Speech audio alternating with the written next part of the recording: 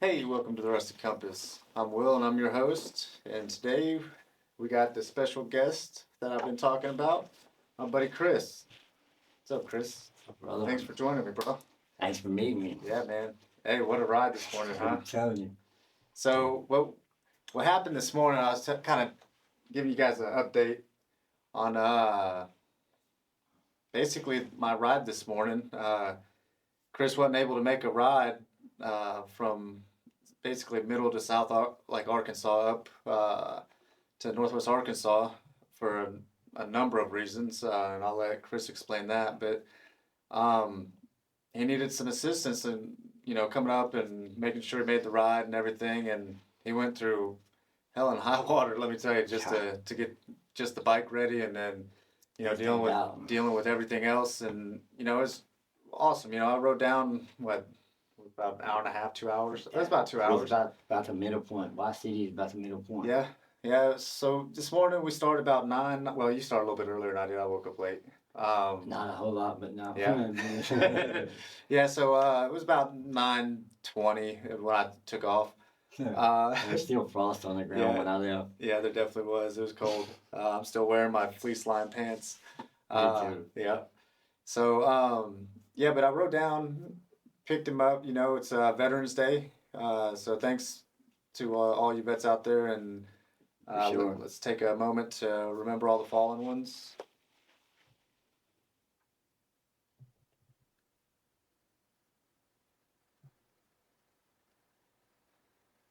And may they ever, ever rest in peace and watch over us as we ride, and we do a lot of riding for everybody. And that was really the main goal of today was um, basically suicide awareness, and then riding for all of our friends and families, and veterans, and just everyone that can't ride anymore. It's a really special thing for me, and I know it is definitely for Chris here. Because we've had a multitude of people in our lives, just kind of, disappear out of our lives unexpectedly mostly. And yeah, man, it's just been a good day to go ride, especially on Veterans Day. So awesome choice picking that day.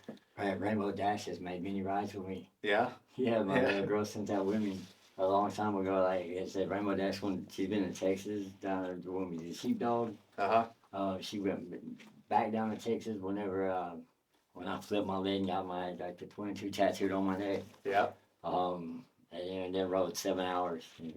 Jumped Yeah. the gate. Man, that's awesome. Because Honestly. that's funny you have that, because on my Harley, I have a little Fantasia. Is her name, a little thing like that, but it's like a what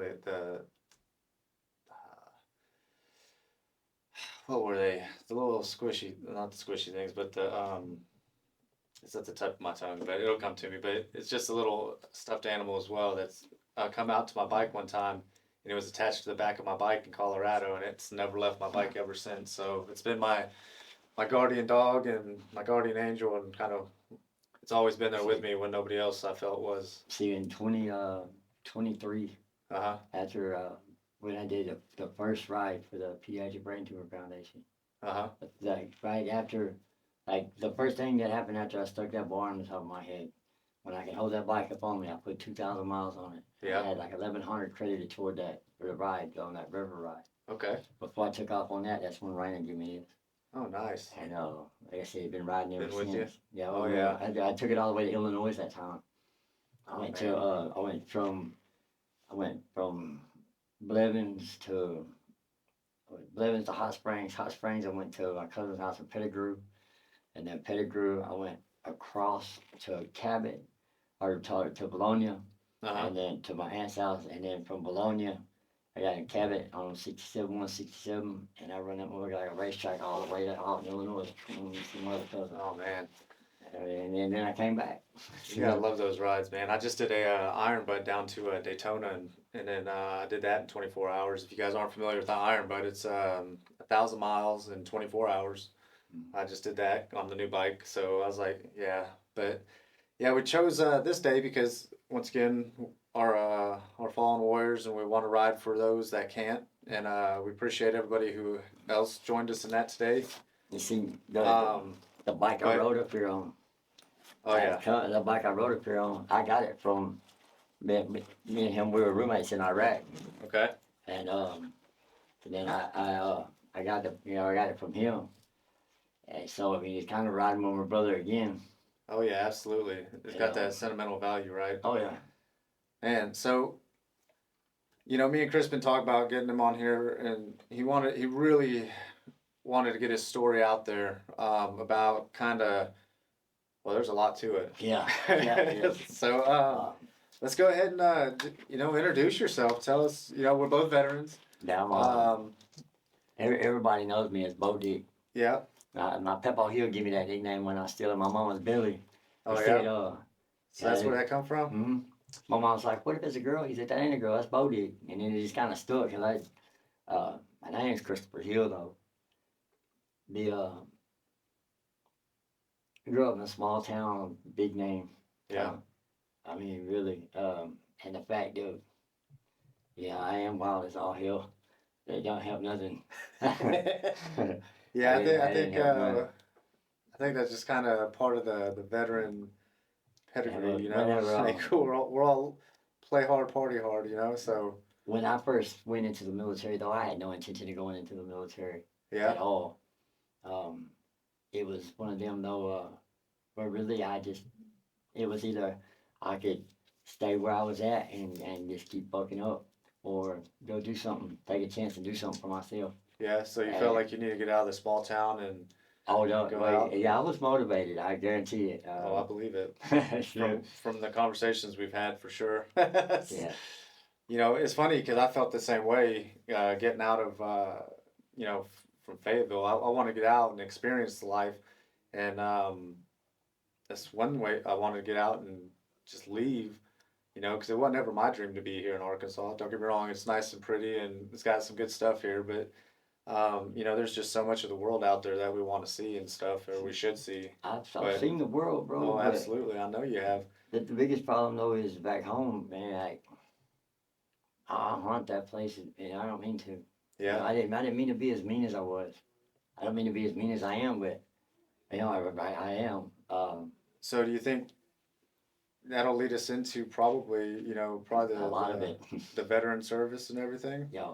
or the military service, not the veteran service. We're No. veterans now. But see, So coming back home and from the war, when was your last deployment?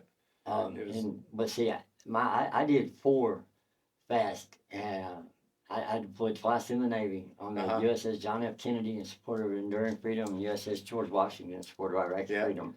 I remember you had full service, so And I wanted to say that I did the sea and the shore side of Afghanistan and Iraq.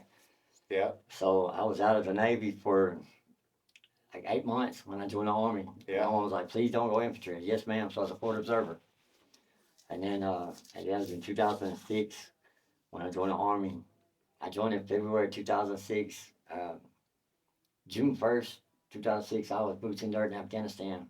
okay, I was with 10th Mountain for a year. yeah, And then I signed up on a 3-year tour. I re-enlisted my last month over there for cash money. yeah, And started, in Fort Hood. But see, right after I joined the Army, I joined the Army, I had a son. uh-huh, And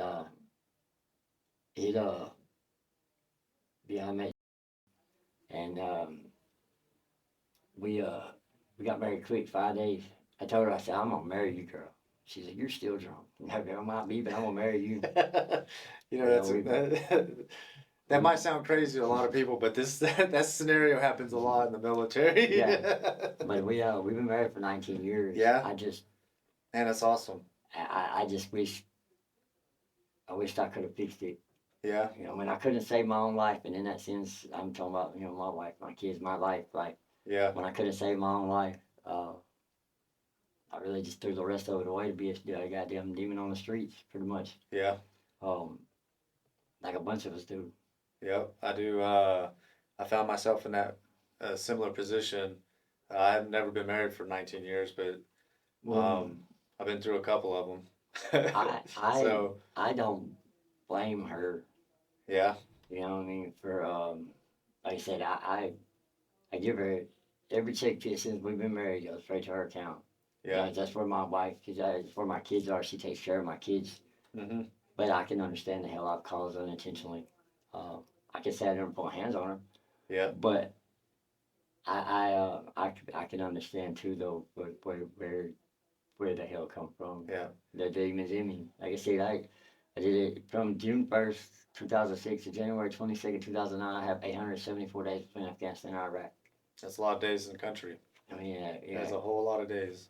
it all happened, and then really truly, I've been in hell ever since. Yeah. I tried to, I got out, tried to come home, and I never, I didn't know there was no coming home. For one, and for two, if anybody had really just told me then that, look, there really ain't no help for that mindset. You know, there really ain't no fixing it, but at least a heads up awareness about it would have made things a lot better. I really believe. Okay. So for those of you that don't know, and it's kind of, I'd almost say a little bit more common knowledge, but there's not really a whole lot still out there that I've been able to see, or maybe some of you guys know. But for veterans that came back from the war early, and also I'd almost say into the teens in 2000, I got out in 18, and they were just barely starting to get resources to deal with all the post war stuff. But see, Um, and what you're talking about is all that post-war stuff, the trauma and all the crazy dreams and all the PTSD stuff. well, more what I'm talking about is Uh-huh. the fact of how the that small town big name Uh-huh. and where really, I mean, truthfully, I mean, I don't know, really it was a lot of just personal issues that some of the punk ass little police that are wearing a badge now. They don't get me wrong, I don't have no problem with the Uh-huh. police at all. It's personal issues between me and them Okay. where they have caused so much hell. Yeah, I've never had a drug charge. I ain't never been Okay. in the pen. I ain't never had no felonies. But yet, I cannot go through my hometown anywhere in Hempstead County without them getting fucked with. They want, we know you got drugs. We know you got drugs. And all, but no, I ain't either.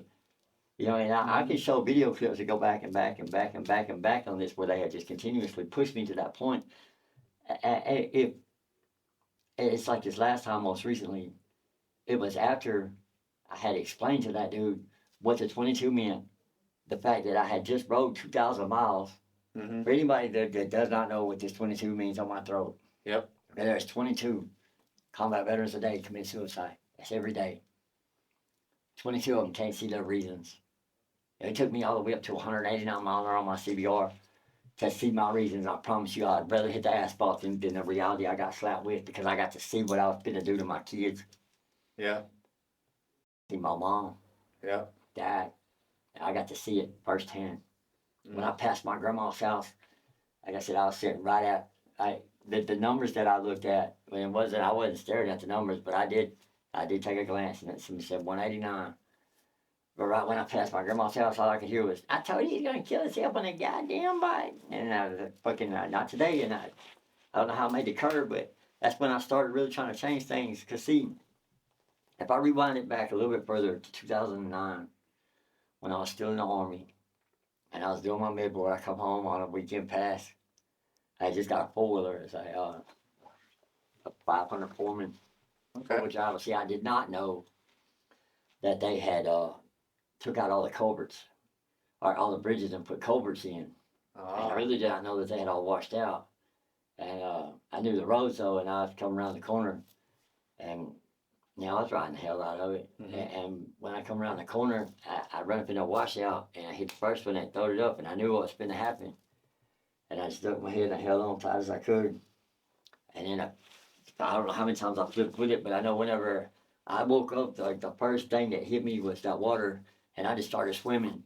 And I'm like, three stroke, every stroke I'm hitting gravel. I stood up, and the water's just right above my pockets, about waistline deep. Boulder was behind me. I always thought that whenever you broke your neck, that's it, you're done. Yeah. I didn't know that then I had broke my neck, and I also didn't know at that point then that I had severed my spinal cord. Oof. Um, and That's what's causing your back problems and yeah, everything that's now, what right? caused the cyst. I can't say that I got lucky really on that, but I can too because I mean, I still walk. But what happened when it did that was it caused what's called a Tarlov cyst, and that's from that tear, and it leaked down the bottom 6 centimeters of my spine. Mm. And because it is what it is, I have not been able to get any kind of help for it at all because Yeah. it is my spinal cord, Yeah. or my my sciatic nerve. Um, but that right there is what really started it. Yeah. I mean, like I So knew if I went to the hospital that day, something told me I didn't know, but I knew inside me that if I'd have checked myself in like they wanted me to, I'd never ever got up from it. now, do you think the mentality and everything of what you just said, think any of that stems from, the PTSD or the just any of the military life and just I don't know most of that the time, most of us we just have to I, suck shit up, huh? yeah, I mean that's exactly what I did that day. Was I sucked it up, but I didn't.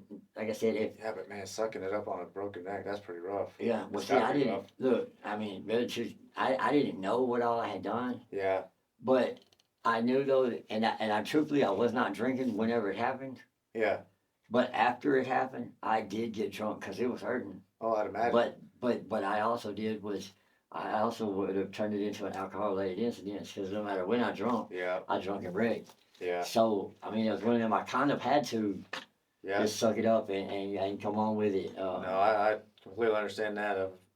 I had DUI and stuff, and never trust me. Well, I understand that whole process I a was the lot. So NCO.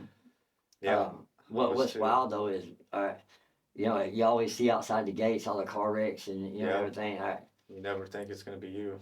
Well, yeah, but I mean, Or at least I deployed into my deployment in the Navy. uh-huh. I had my first deployment, and then I wrecked a bike. But I mean, I probably dropped one pretty hard. Um, but I still wasn't thinking about it then. But then I deployed again, and the first thing that happened when I got back from that second deployment, I got a new truck. It's a Toyota Tacoma Hmm. lifted 03 model, and I got a head on, Oof. and it totaled my truck. Bounced off both airbags. Oof. So now I beat that statistic again on that. The deployed come home gets killed in a car wreck. Yep. But like I said, all of this I didn't figure all this shit out until later. But uh, then in the army, I deployed, and then I deployed again real quick. Uh-huh. But the first thing that happened after my deployment was that boiler wreck, where it literally changed my life with the back problems. Oh, I could imagine. But then, uh, I'm not a fan of road rash, but I make it hard to argue that point Yeah. because I've had it several times. But I never bitched about it one time either, because when you ride like I do, it's part of it. Yeah. But right after I got out of the army and we got back to Arkansas, I was playing on my racing four wheeler, and there was a spot on the road in front of our house, and it's from the crossroads to the culvert. I can catch third gear and pull it up, Uh-huh. and then I'll walk a wheelie over the hill, and where the county had come through and they just scooped down the asphalt. Whenever I picked it up about 40 mile an hour, kicked it up on the grab bar, like Yeah. it kicked it up higher than what I tried to like get it down. It wasn't changing, so I just push, Yeah. separate it, slide down the highway a little bit. So with being prior military, a lot of us have, um, and I just recently found this out myself when I went to the Brave program, their 3-day assessment, and they were talking about, TBIs and traumatic brain injuries, and just things for coming back also from PTSD, and just a bunch of different little things that um, involve that alters our basically how we our day to day activities and makes things struggle with us and all these different types of things. Um, do you think like some of the PTSD was there? I'm sure. Oh yeah. And then you had these TBIs. You had to have TBIs from this stuff. Well, So do you think you just now? Of course, this is just me looking at in from the outside. Because a lot of veterans, we do get in trouble with the law. Of course, some of it's our fault, most of it. But at the same oh time, yeah. I'm not trying to say no, no, I ain't no, never no. been.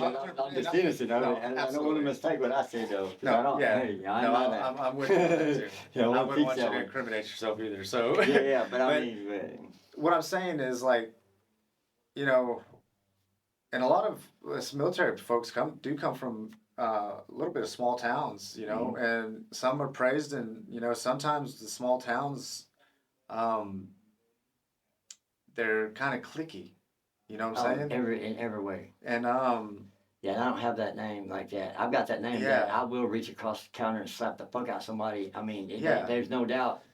And Um, you know, and a lot of that also has to do with impulse and everything else with TBIs and just PTSD, and then also just sometimes I do believe some people just probably deserve to be smacked yeah. sometimes. You see, the Not thing, that I'm promoting violence, but what I think part of it was you too know, was it's look, just one of those seven things. times, Yeah, 7 times since I've been back, yeah, like through by the time in the army, and then right after I got out at the VA, and then the other mental doctors and shit before I just quit taking pills altogether. But yeah, they're giving me these whole handful of pills, and every one of them say, "Do not miss a dose. Do not miss a yeah, dose." And I took them like I was supposed to.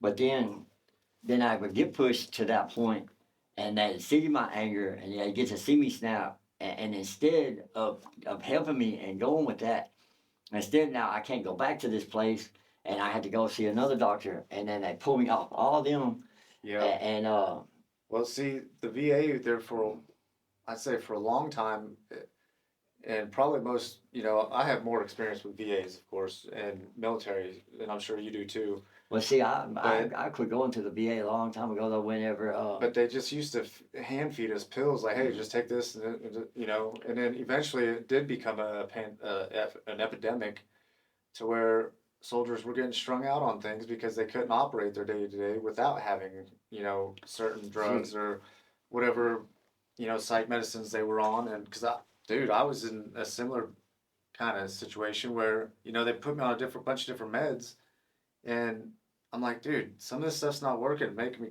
feel weird and all this other stuff. And then, you know, by the time it takes so long to figure some of these things out with some of these meds, they already switch you from another doctor to another one, and uh, then they start the whole process back over. well, like I said, though, with mine though, it was as soon as they would get to see my temper, the thing that I'm in there for is Yeah, that I need the most help with, is what got would get me turned away, and then now I can't go back there, yeah. and that was So it was my thing. you had a situation where the temper and stuff got so bad that No, they basically stopped you from going back because of your anger, yeah, right? yeah, I couldn't go back. I was not allowed to get all these letters. See, in when I was And still in Iraq, and I understand, you know, people's safeties and stuff, but dude, I had one time I had a VA sheriff outside, and when I was at Fort Hood, because I was there twice, and the dude was talking on the phone at the beginning of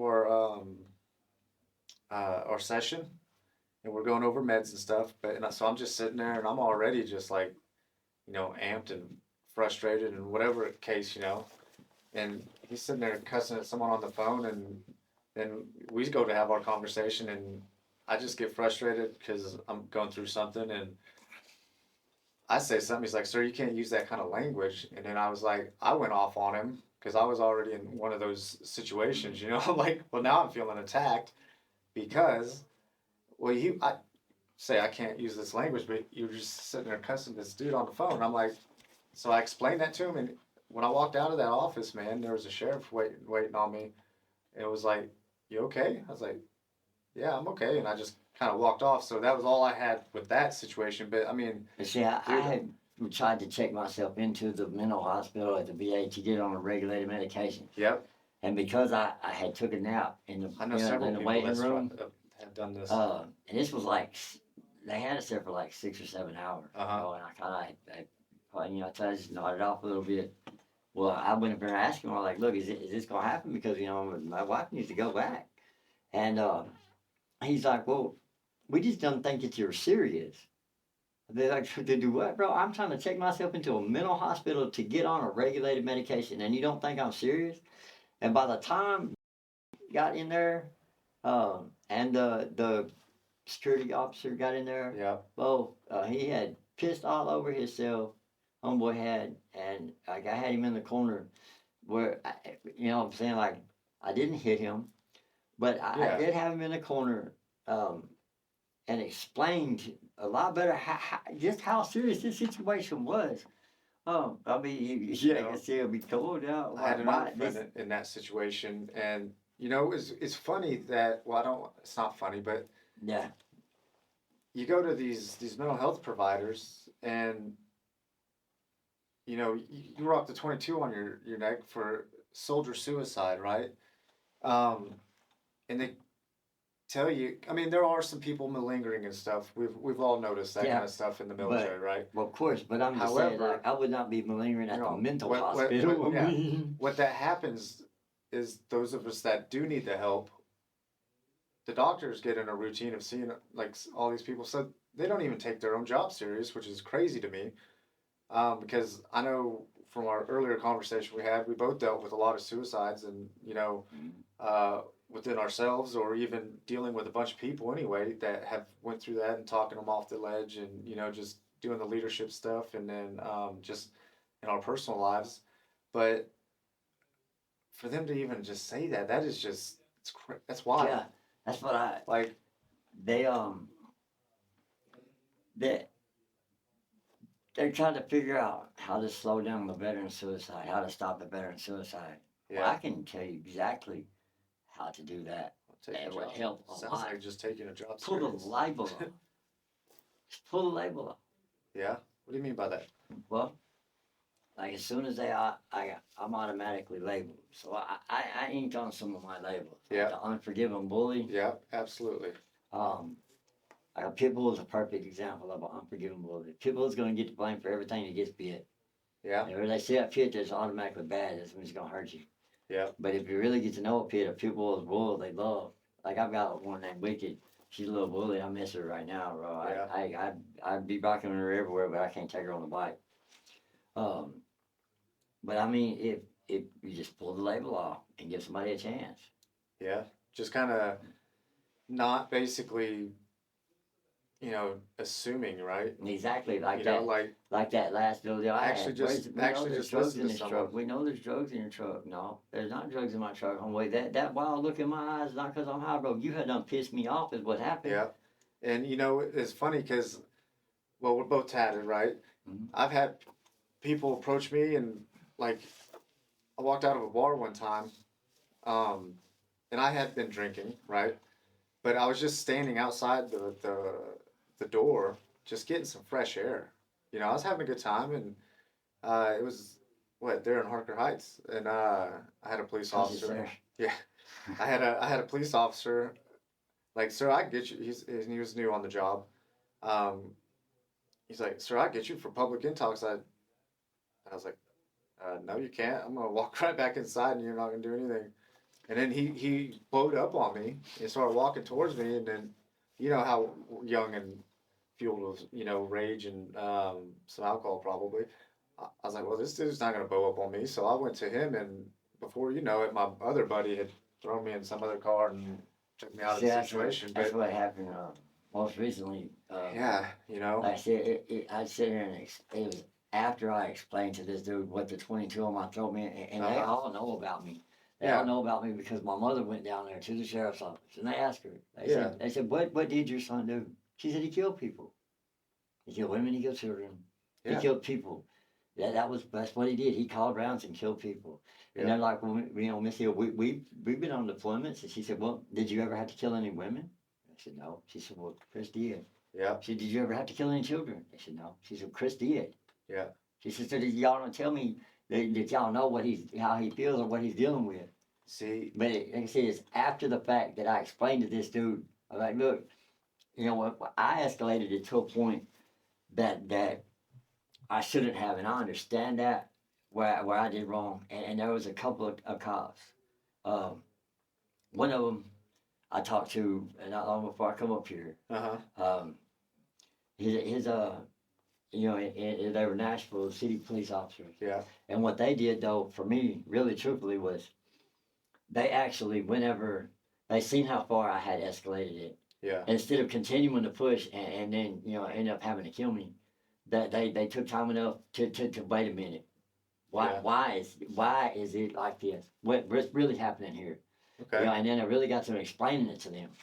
So And it made a lot of difference because it made a lot of difference. yeah, so you kind of had a change in thing there when someone actually took the time to Oh, not just definitely. judge a book by its cover. Yeah, that's what I'm essentially. saying. Like it's not the police that I have a problem with. It's not the No. police that I'm against. It's some personal issues it's with people. Not they ain't yeah. got nothing to do with their job. No, 100%. And I'm the same way too.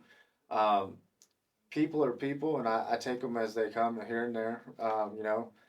And people automatically will just jump to conclusions just because. Yeah. I mean, a number of things.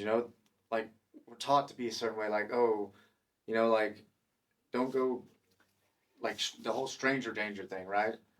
Like I get it. You tell your kids not to run up to strangers, but you know what? As an adult, I go up to strangers all the time and we talk. And granted, I've probably had some pretty good scenarios, but I've never had bad. In fact, some of the best things that ever came from strangers. And sometimes I'll even be like, man, that person looks like they're having a bad day. Let me just go say hi to them. Just like you did it earlier today when we were just out doing whatever, just talking and getting some food. Oh, every time I see the hat roll, Yeah. I walk up and shake that man's hand. Yep. And Every you know time. what? And that does come from probably some internal things that we've personally dealt with. But at the same time, a lot of people are dealing with a lot of things. And that's everybody, not just veterans. But it Man, you know how much some of us notice things, right? And just that simple gesture. it is. It's or just or simple. like simple words like how are you doing or I love you. Yeah. Or how are you really? No, 100%. Would have made so much difference for me. Yeah. Just to hear it. Oh, absolutely, and genuinely mean And it or something. Yeah, and then when the ones that genuinely do mean it, and then it's confusing. Like I had a what's guy happening? because I have a thing when I walk past people, and most of the time, sometimes I'm in my own head, as sometimes we are, but when I walk past people, I generally always say, "Hey, how's it going?" My dad told me the cheapest thing in the world you can give someone is a smile and a wave. Oh man, you want to know how far that actually goes? Is I listen to my dad. Yeah. I mean, but man, that those Shall I do that? little gestures Mhm. go a significant way, and I'll lead into with this. I had a guy walk past me one time, and I just said hello. Like I was just explaining, and he's like, and he mumbled something. He's like, "Oh, you don't mean that." I was like, "What?" It's like, so I stopped, I turned around, I was like, "Actually, I do. Mhm. I do want to know how your day's going." You know, clearly by your response, it's probably not going so well. I was like, "You want to talk about it?" And we actually ended up. He's like, "Oh," and I was like, "No, let's actually." And we actually had a conversation, and it wasn't a terribly long one, 5-10 minutes, whatever. And he's like, at the end of that, he's like, "Man, you actually really surprised me with that." And he's like, "You kind of changed my mind about this whole thing." And I was like, "Well, it may be far and few in between, but people generally sometimes, well, I don't want to say everyone because I can't speak for everyone, but some people actually do care, and kindness goes a whole long way, because It's a lot of literally, them. don't mean to interrupt you, but I gotta get this There, go ahead, bro. sentence out because Go ahead. otherwise I'm gonna forget about it. It goes to smiling. He's there. You smile at someone, dude. They could have been just thinking about committing suicide or something, and that one smile just saved their lives. Smiling is contagious. Because I was going through some stuff, and I had a gun locked and loaded one time, and I was fixing to shoot a bunch of people. Well, a few people. Yeah. Yeah, no, absolutely. Yeah, I know. But you know what? I had a phone call come in at that exact moment, and it altered the entire course of that whole situation. I probably wouldn't be here today.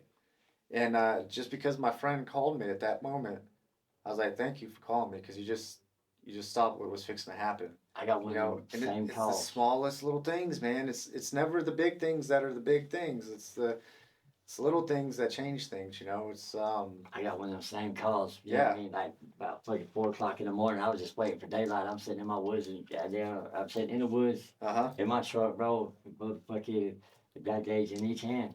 Had yeah, about a half gallon deep. yeah, And then my little girl, my middle daughter, she called me. She said, "Daddy, I don't know what the hell you're doing, but you just need to come home. Like right now. yeah, You need to come home." I yes, baby. And then I did. I went straight home when she said that. yeah, And it mattered. I yeah. mean, It it really does, did. Oh yeah. man. You know, from our conversations and things, your kids have been a staple for you, man. My kids are my reasons. Yeah, I absolutely. mean, Because they're definitely my reasons. I know when we very first met. Well, we first met. It was on a sheepdog disaster relief down in Texas during those floods, and you were kind of in a bad way then. Oh yeah. When I was talking about it, I had escalated that shit to a point that I Yeah. was. See, it's not that I wanted the police to kill me. It's just that I still seen honor in combat. Yeah. I mean, And you know what? Though a lot of that stuff does still stem from, well, just the military service, some of our upbringings, and then PTSD and TBI stuff that keep us in those loops. see, my little girl, Uh-huh. my oldest daughter, she come outside one day and in the middle of all that shit, and she said, she's like, "Let me see your phone, Daddy." I give her my phone, and she said, "You need to check this out." And she pulled up the Yep. sheepdog impact I thing. remember you telling me about that. And this was like a Thursday evening, it was late, Yeah. so I called them on Friday morning and Yeah. then left with them on Sunday Yep. to go down. I remember that because I showed up. I think I had like, I was just sitting there and I'm like, man, for some reason, this something's telling me I need to go help with this. I had never heard of sheepdog before. Yeah. Well, never- I went out on a adventure thing with them one time before that, but something just kept pulling me. I was like, man, I really need to go on this disaster relief with them, and I'm glad I did because Oh, yeah. dude, it was That's where it we was a good became time. buddies. You know, going down there and helping those folks, and It really is. It gives a sense of purpose. yeah, and then But, you know, it's not about making money. no, Because, absolutely I mean, not. No, No, we it's didn't just make help. any. I mean, Don't really, make it's just any. help. No. Yeah, but man, there's so many families down there that were just, dude, that them floods tore that place up, and you know what we ended up doing is we were cutting down trees, clearing limbs, mucking houses, and you know finding people's personal belongings and rivers and stuff. I found the Bible. Yeah, you did find the Bible, Yeah. and then And I found them keys that was hanging on the door. Yeah. And that was like the whole house got washed away. yep. And with the crazy thing about this, it was your daughter told you, hey, you need to go do this, and I did it you because just of her. went and did it because Because she told me to. I Yep. mean, because she showed it to me. Because you know sometimes our Yeah, it kids wouldn't matter what sometimes it was. see that something's wrong, and it's awesome that you listen. Because I've seen so many people like tell their kids, "Ah, don't worry about it, I'm good," you know. And but But see, I showed my daughter something right there too. Yeah. And that you do listen. oh yeah. Well, you showed her a lot of things, to be honest. But yeah, but I'm saying though, like at that point. But see, I want to step back just a little bit because Okay. it's pretty funny, you know, about the whole deal. All right, one of the Nashville police officers, a man named Rogers, Uh-huh. and he told me, he said, look, he said, Lord, if you do not give me a reason, I'm not gonna pull you over. Yeah. That's too easy. That makes sense, you know. I mean, yeah, it's too easy. Just- too easy. Can't be mad at somebody for just doing their job, right? Well, yeah, but whenever I was getting ready to try to do this, you know, Uh-huh. like what I'm trying to do, you know, as far as like on my YouTube channel, Yeah, I, we're gonna work on that here shortly. I'm gonna help you out with getting that all set up. I remembered what he said, you know, about if I don't give him a reason, then he ain't gonna pull me over. But I was kind of wanting to talk to this dude anyway because he's one of the ones that, I mean, literally, they literally saved my life. Yeah. Or literally they could have took it because I mean. Oh, absolutely. So I'm trying to figure out how to get pulled over without fucking up. You mean? Uh-huh. So I can't. You know, Nashville's not that big, Yeah. so I only had to make like one block to it before I found him. So I found him and I was waving like hell at him, right? Yeah. And he waves like a motherfucker back. So I made a block and did it again. And then like, you know, like 3 or 4 times we do this. And before he finally got, I guess he kind of figured, like, all right, you know, he's like, So he pulled in at the store, and I pulled in behind him, and I'm like, "What's up, buddy? Don't shoot, motherfucker!" And he's like, "Buddy, what are you doing?" I said, "Bro, really?" I said, "Man, I'm trying to figure out how to get pulled over without fucking up, like you said."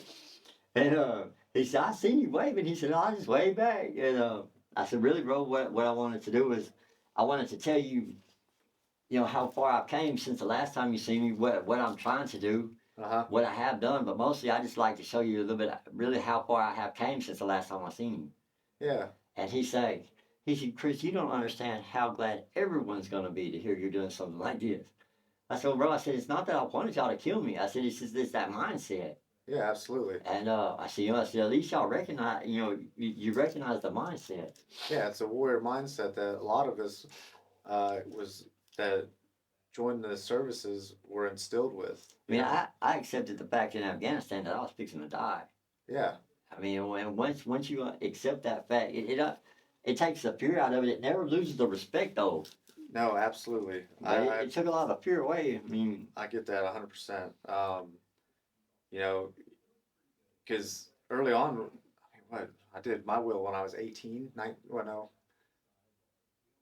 19 or 20, I think. I wrote a will. Most people don't even write wills until they're what, 60 or so, you know? I didn't write a will, but I wrote on a box. You guys didn't write wills before you went? No, but I Oh, did man, write that's on we did have to write our obituary, basically. Oh, yeah. How we Yep. wanted to write in a paper. Yep, I remember Man. having to do that too. I wrote mine on the MRE box. Yeah, Your daddy died fighting, son. Love y'all. yeah. That's I wild, mean, pretty isn't it? much, Isn't that a crazy thing just to even fathom to think about? When you're young, you just don't think about Yeah. those things. And imagine how you write, how you want it read when you write, how you want everybody to read it. after you die. Yeah. You know, oftentimes it was a lot of us, we were young, that we all just joined the military and stuff, and we were just starting life really, and had all these things go through and do all these crazy stuff, and you're sitting there with the lawyers, and so we had to sit there with Jag, and they'd ask us, okay, well, what if they die? Who do you want your kid to go to, or your belongings? And That's second why, and third people down the line, I'm like, man, I never even thought about these that's why I things. made sure I was married before I went. Yeah, That way I just give everything to her. yeah, And then they could go from there. that's just crazy. But let's get into your YouTube channel thing here. I know you said you were wanting to get one started. Yes, I am. So I'm gonna help him out with that. He has a really interesting story that he's gonna get into. As you can see, he's putting on a mask. So he's gonna start this YouTube channel, and I'm gonna tell you he's got a pretty powerful story. So if you want to share what the story is, just let him know it. You know? So I literally, just like many other ones, just like us. I mean, I traded my life for life on the streets. I mean, pretty much my reasons behind it was just to pay the bills. But then it's like two separate lives. I mean, that's what, you know what I mean? Uh-huh. And I am a demon on the streets. I mean, I did. I took everything, all my demons inside of me, and I became a street demon. But what I want to bring awareness to is the road ghost.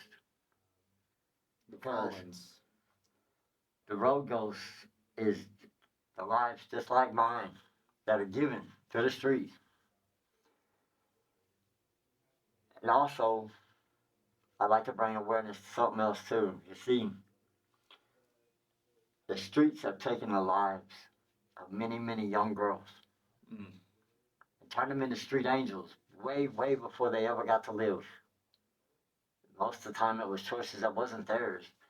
I mean, but the thing about it is, if one of them's found dead the same as one of us, it's just a suicide wrote off. Nobody cares as far as that because there's no awareness. Nobody actually understands there's a reason why. Nobody really cares. So the mask is to represent The street demon. the street demon. Mm-hmm. Okay. And what I'm doing, Now is that you hiding behind a mask, or nope. No, it's not. You see, I've got like it'll make better sense like when I play the whole story. But the storyline is it's a princess from all the demons. Like she was born from the demon king and the demon queen. But she's a princess. But all I see her is as a beautiful angel. She'd come to me in my nightmares. And she would tell me, she'd be like, look, you need to bring attention. You need to bring awareness. And then and she just kept coming. And I asked her, I said, princess, how can I help? How can I do this for you? And she said, they will follow you. You tell your story. Okay. I said, well, princess, they're afraid of me. No one's going to listen to what I'm saying. She said, they will listen if you wear the mask.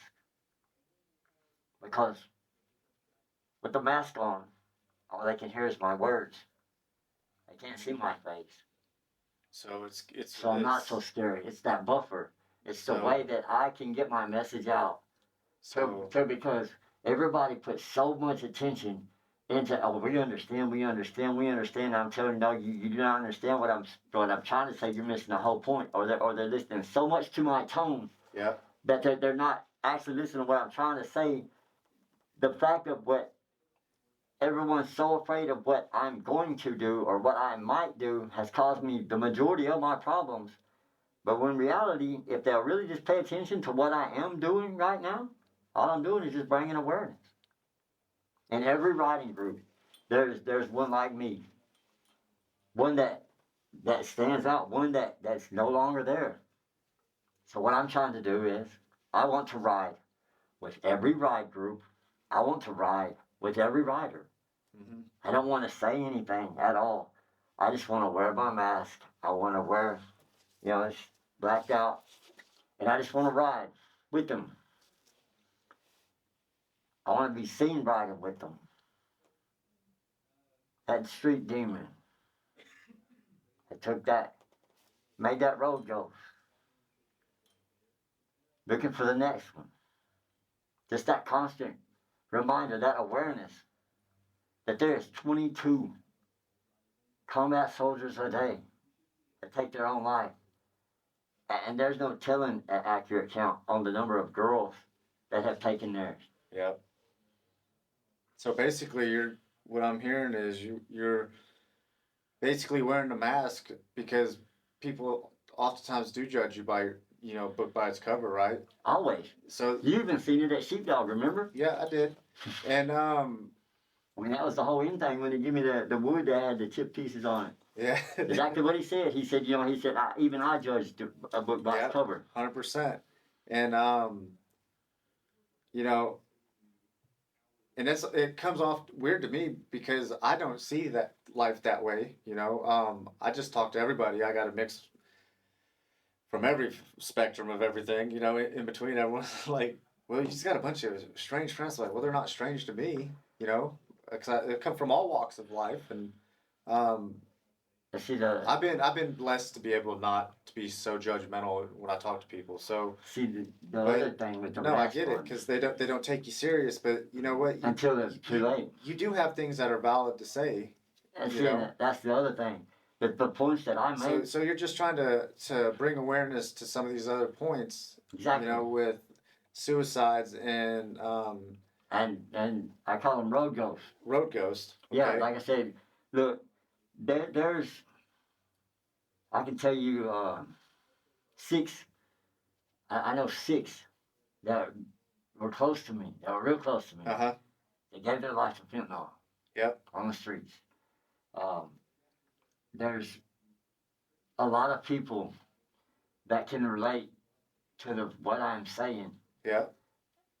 And you can, if it's something I said affects you in any way, it's all how you take it, because I can only talk from my own real emotion about how I feel and things that have affected me, but there's a lot of people that can stand behind the mask. Oh, yeah. And in front of it. But, and it's a way that I can get my story told, just like I prayed to, No, absolutely. I 'Cause- prayed to God, and then I asked the devil to help me get this out there because it is the demons inside of me that caused my hell. yeah, You know what I mean? But it's supposed to be so hush hush. Well, I wasn't allowed to sugarcoat any of it, and I wasn't able to filter none of it for my wife and kids, where I had to be stuck there trying to figure this shit out. yeah. Okay. So I'm not trying to filter it for nobody either. So expressing your emotions and stuff. Oftentimes we all have to wear the mask, right? Yep. It's funny. Well, I say it's funny, but Some of it is, bro. look at that. I My know. tattoo on my hand, right? It's a skull with a broken mask. Yeah. So basically, mine represents. We all wear a mask. All of it. All of us. It don't matter how big or bad you think you are. You got some kind of emotions and feelings back there that you're probably holding in, or you weren't even, accepted to express. Grown up. Growing up, I was called stupid and all this other stuff. You'll never amount to nothing. And I had people all my life telling me I wasn't gonna do anything, and I just go and do it twice. I'll tell you, make them happy. I'll make them happy, bro. Absolutely. Yeah. So, the best way to fuel my fire is tell me I can't do something, and I'm gonna probably go do it. But it's breaking through that mask, and I think that's essentially kind of what you're getting at, right? Mm-hmm. But in order to do that, you're having to speak through your mask because. Well, it's everybody, like I'm gonna reference it back to Rogers again. Yeah. Officer Rogers again. He told me, yeah, he was one of them. He said, you're gonna have to find a buffer.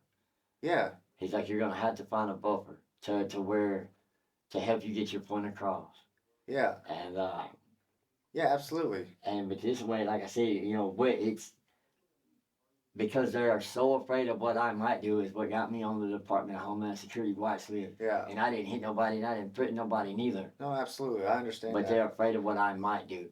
Everybody picks up so much on my tone, and then that's all they hear is either my tone, or they'll pick up words and pieces, and they're missing the whole point that I'm trying to make. Because, like I said, but I speak behind the mask.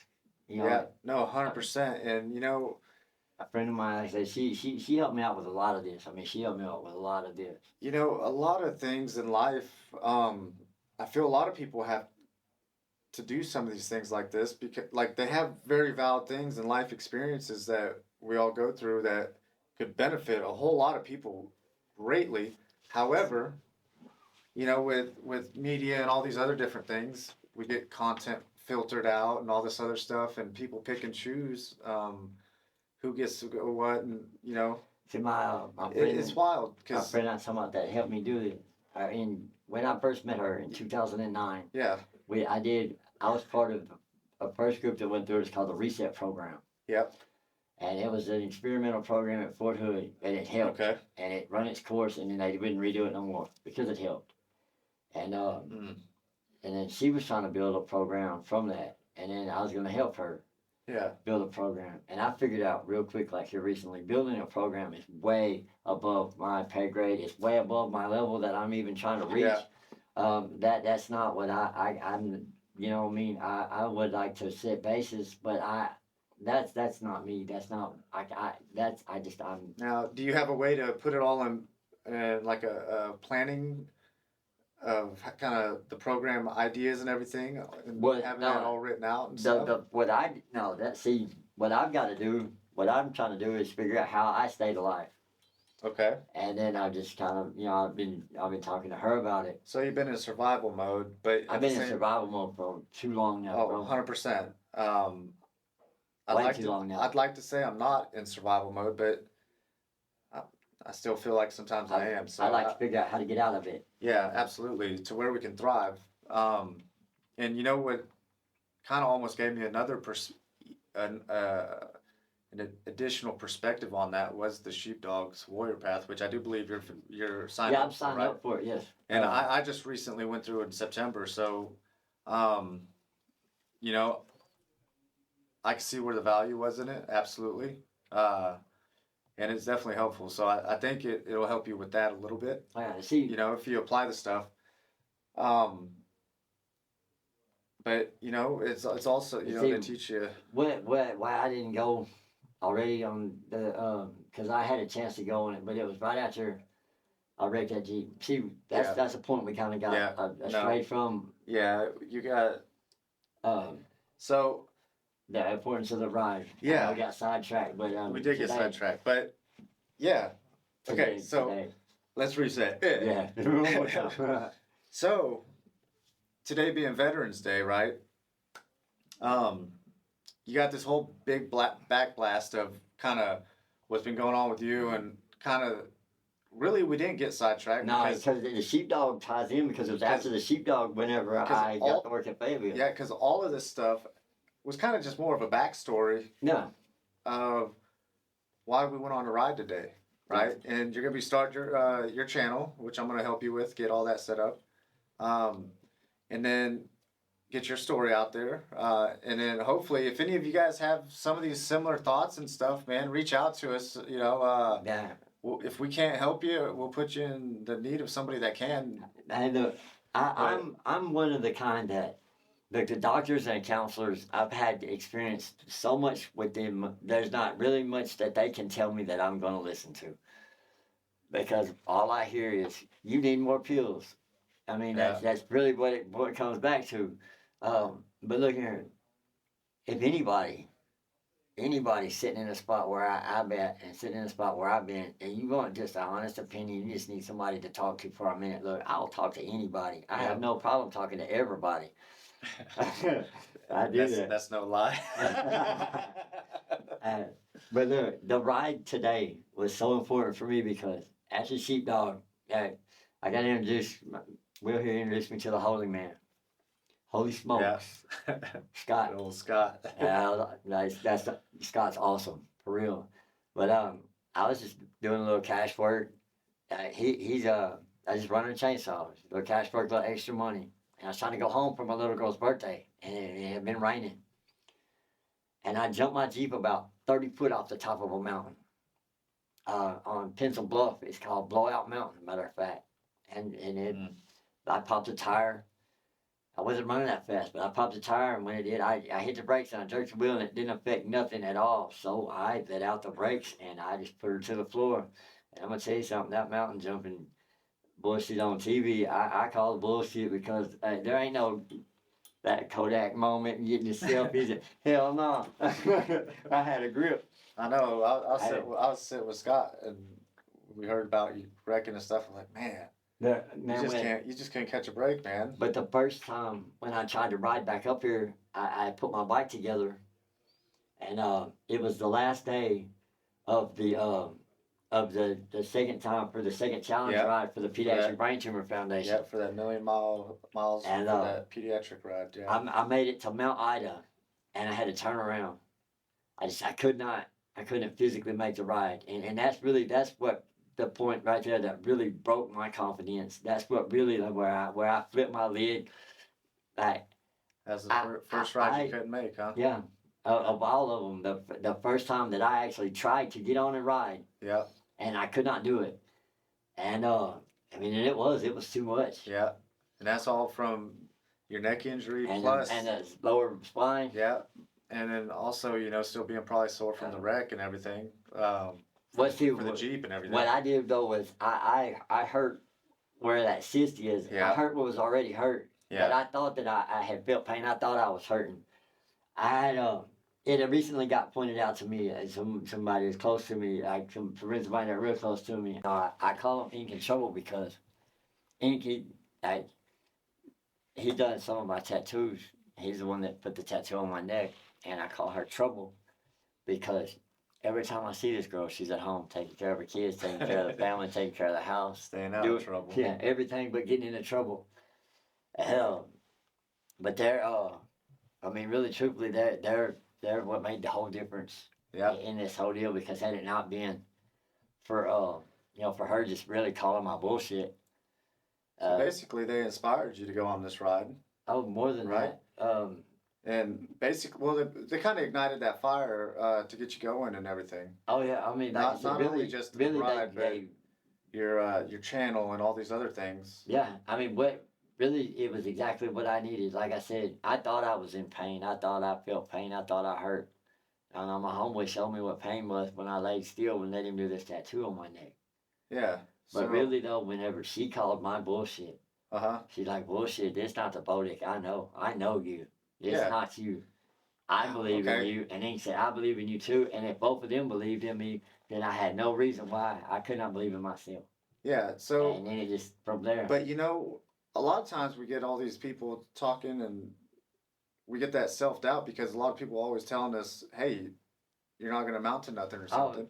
and And it wasn't that. then we also I had start no thinking worth about left. it. Yeah, I mean, I Yeah. really felt like I had no worth left because I had done lost everything that mattered to me. Like Oh, I said, I mean, absolutely. I couldn't save my life in that sense. I'm talking about with my family. Yeah. You know, I said I couldn't do it. No matter what I tried to do, I had done too much bad already. Well, you know what? I'm glad that little bit of boost and Bro, that's all it that took. encouragement. I mean, that's really all It it took was just somebody just flipped to the call it switch. out. Yeah, be like, you know, like this is flat out bullshit. That's not you. You know what I'm saying? And then that I believe in you. Yeah. And it's great that you bring that up because you know be that person to actually encourage somebody to do That's what I'm something better saying. rather than oh no you can't do that. Or Well, even more than that, you know though, just oftentimes when people say you can't do that, they're just telling you that they can't do that. of course. But just the fact of like, you know, like my homegirl, she told me, she's like, look, you got this. Yeah, She's like, you do. you got this. And I mean, and it mattered a lot. Yeah, It mattered a lot. Like I said, a lot of the storyline is off of her. yeah. Um, Well, I'm glad that they encouraged you to do that because now I mean, because it's just, you called me up and was like, hey man, come ride this ride with me so we can finish it. oh yeah, And because I mean, you whenever know, I come by that spot where I jumped at, bro, yeah.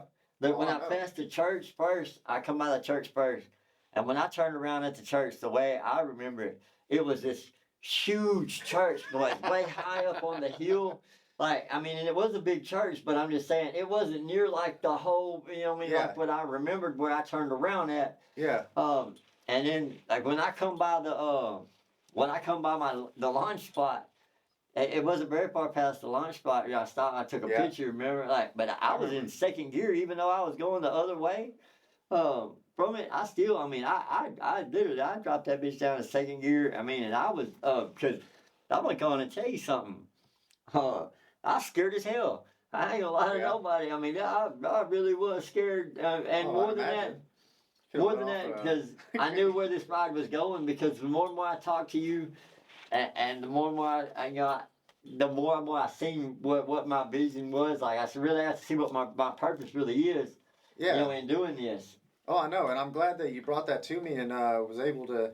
You're like, man, I finally figured it out what I want to do, and you want to ride with people. Yeah. And Like I said, and I help don't. them out and stuff. So that's awesome. All I want to do is just bring that awareness. Yeah. I mean, really, like I said, I mean, truthfully, I don't. When I ride with the groups or whatever, I just want to be seen riding. I don't want to talk. I don't want, you know, if somebody on the, you know, they want to talk to me or whatever, or you know, do a little deal for their show or Yeah. however they want to do that. That's fine. What I'm trying to do though is, like I said, is just bring that awareness. Represent the ones that can't ride no more. That's it. The one That's that awesome. that didn't see it, you know, their reasons and took their life. Yeah. Because You know, then it puts it in their face. And I also, like I said, I'd also like to bring awareness To to the basically to the bring- street angels, bro. To Because bring acknowledgement to Yep. those that lost themselves. Yeah, Yeah. because sometimes people don't realize it until it's too late, or when they do realize it, some people just don't know how to approach somebody and help address that issue. So yeah, and also, like I said, you know, these several of these girls, they some of them I've known their whole life, but and it wasn't nothing sexual. Yeah. You know, it wasn't out of the way. But I mean, they have fed me. Yeah. But you know what I'm saying? Like they have put me up and let me sleep.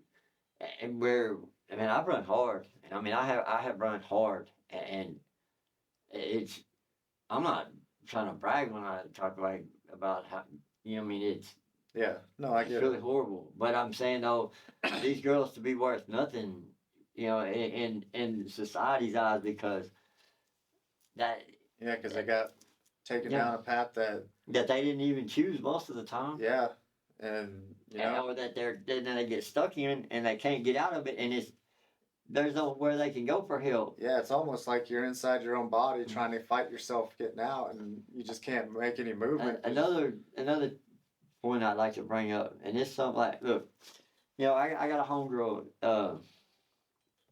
and she was telling me she was trying just to get on. She was just trying to go to the mental hospital just to get on something for the holiday time. The holiday time is a hard time for her. I understand the holiday time is a hard time for me too, but Yeah. you know, she's already been diagnosed with PTSD. Yeah. But yet she has to she had to re-answer all these questions, and it brings it all that back up right in her face. If they're already diagnosed, I mean, you know what I'm saying? If she was just pill chasing for some pain pills or something, Yeah. you know, I can understand the questionnaires there. But something that's mental like that, I mean, yes, truthfully, it's all in her head, just like my mental shit's all in my head. But that's real trauma. Yeah, and it's very valid. And to have to answer all the same questions again and again, that's done been answered again and again, and then that just makes her have to live through that shit again. Which there is some evidence that keep talking about things does actually help with it. But I understand the frustration because I've been there and I hate filling those stupid things out every time. It's like, dude, come on, man. But yeah, you know, I don't know. Is there a better way? Who knows? We'll find out, huh? Well, yeah. So either way, I mean, we're damn sure doing something now. I mean, that's the thing. Where nobody's talked about these things before, I'm talking about them now. Yeah. Well, I'm glad you are, and I'm glad you're still here, and you're not part of the 22. Bro. Because same with you, brother. Absolutely. Hey, because it almost happened. It did, to a lot of us. It did. 100%. More than once. You know that if I wouldn't have walked away from that Jeep wreck, even though yes, I picked how I went off the mountain. Mm-hmm. You know what I'm saying? But I would kill myself right then when I did it, because I did that. Same when I stuck that tire bar on the top of my head. Bro, I mean, I really would have killed myself, intentional or unintentional, it wouldn't have mattered. Yeah. I mean, it's still how it would have went. Yeah. And yeah, that's a heavy. It's all heavy. This was a heavy one. Yeah, it was. But you know, let's bring awareness to that suicide stuff, man. For sure. You know, it's okay to be feeling stuff, but you know, reach out, help somebody, and I would say if you're feeling that way, reach out. But I understand also, because we both understand that that's not necessarily the easiest thing to do when you're feeling that way. Yeah. I don't like I said too. Look, if you're feeling that way and you feel like you can't reach out to somebody else, for real, look, Will's gonna help me. I call this motherfucker Bobby, because it goes back to Sheepdog. I gotta tell him this real fast. Right? We was down there for like 3 days. We was down there for like 3 days, and this dude's like, "Ain't your name Bobby?" I was like, "It is now, motherfucker." Yeah, so I adopted that name, Bobby. Yeah, he's been Bobby ever since. So, but anyway, but Bobby's gonna help me set up my deal. Look, if you really feel like you're on that level, and I mean, if you really truly feel like you're on that level, but you don't want to go about it any other way, like as far as like go to the hospital, or you don't want to try to deal with all the counselors, get on pills, you just need somebody to talk to. For real, like once I get it set up, once we get this deal set up, look, hit me up. I mean, I will talk to somebody for real. Yeah, definitely. And sometimes talking to a stranger it's way easier than talking to people that you know, for sure. Of course. But I mean, if stranger or someone I know, any of them, absolutely. I'm for real, like, look, I'm just now learning about social media. I'm learning the tech stuff, but so I might be slow to reply. But I promise you, if you look, just text me, be like, look, 911. I mean, like 911. Look, this is my emergency. If I don't answer it back, look, hit it up again. Just give me time enough to check it, because I mean, I got a lot happening too. But for real, when I say this, like I will talk to somebody. That's awesome. Because it's people like that. Yep. It's people that I didn't know at all. You know, that I met along the way that have talked to me. That made a lot of difference too. Yeah, absolutely. You and me both. It's just crazy that way. But my whole point is to change the number. Yeah, it's a lot lower one. Of course. I don't know if we'll ever get to 0, but. That's a hope. There's you know, so I've got to talk to a couple of ladies. They were both nurses. They're older ladies, and they told me, they're like, Chris, look, all you have to do, baby, is just save one life. Yeah. Like if you save one life, then you've accomplished your goal. Well, I did that whenever I saved my own. Yeah. But I have also Absolutely. saved other ones too. So I mean, I That can't too. fail. I already did what I'm trying to do. So now if I can do anything else, it's just extra and better. Yep. Absolutely. And you know, you don't stop at one. No, No no, no. I'm sense in it, saying, but but yeah. I, No, I I know. can't fail now. I've already did that. Oh, absolutely. So goal accomplished. We're gonna get Chris here set up with his YouTube and get him going. So if you guys need anything, reach out to him, and also reach out to the Rust Compass. You got me, you got Kitty also, which I'm bringing on as a co-host, which I'll announce. Well, I just did announce, but And the writers. Look, writer. anybody that can help me with what I'm doing. Like for real, I've almost got my CBR back together. I don't care where you're at in the United States. If you're a big rider, you're a big ride group. Period. I just want to ride with you. I mean, I just want to ride with you. Mhm. It just help me get it out there. Yep. So we'll get all this out, man, and yeah. I want to thank everyone for watching. It's been a long and a heavy one, but a lot of good information.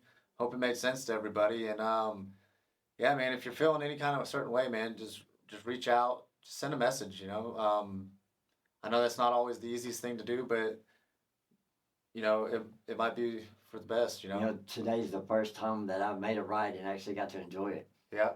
Well, Because before every time when I got on that thing, bro, you know what I mean? oh, it's been hell for you. But you know what? The reason I came down at when you asked me is like, because a lot of us, it gets to the main, I guess, point of this is you're never alone. That's it, bro. That's 100%. I mean, and that's the truth. And I everything was riding on me making it back up here. Yeah. I mean, literally because the YouTube thing. Yeah. But more than that, You bro, were stuck in a loop and trying to get that because that was a very emotional trauma for you, not being able to make a ride. I'm telling you, that was the worst. It really did that. I thought my confidence would never break. Yeah. No, but I was wrong. Man, because riding for me has been my crutch. Oh yeah. And I know it has for you. There's therapy, bro. I can control my mindset with a throttle. Sometimes fast, sometimes slow. I clear my mind. I go out on a ride, enjoy the weather, or even the weather, the nature, everything.